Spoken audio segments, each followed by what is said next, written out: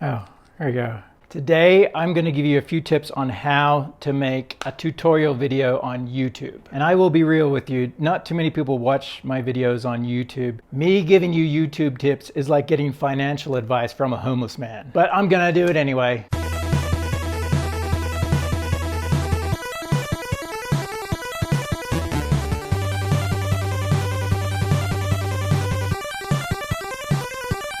Okay, first, choosing a topic. You should be excited about your topic, so choose topics you're passionate about. Your passion is what makes you you. It'll make the episode sincere and earnest, and your authenticity might even trick your audience into thinking you're a good person. Like take me for example, I am not a good person. Ask me to help you move and see if I show up. Production value.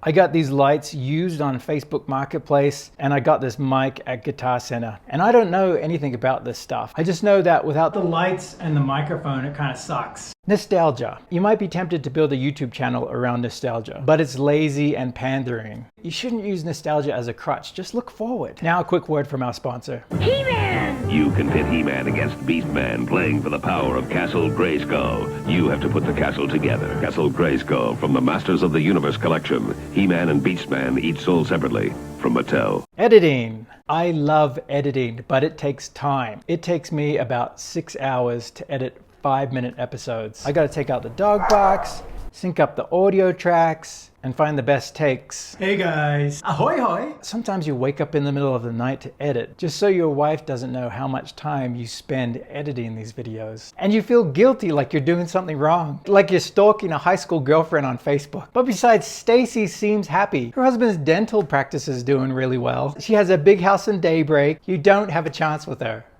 anymore. Casting your kids. It's not easy finding child actors to play your kids, especially if you want them to look like you. They are professional and much easier to work with than your actual kids. Hey Dad, can I use your truck? I gotta go to work in 30 minutes, honey. Ugh. How many subscribers you got now, loser? Look, I told you, it's not about the numbers, it's about my art. Keep telling yourself that.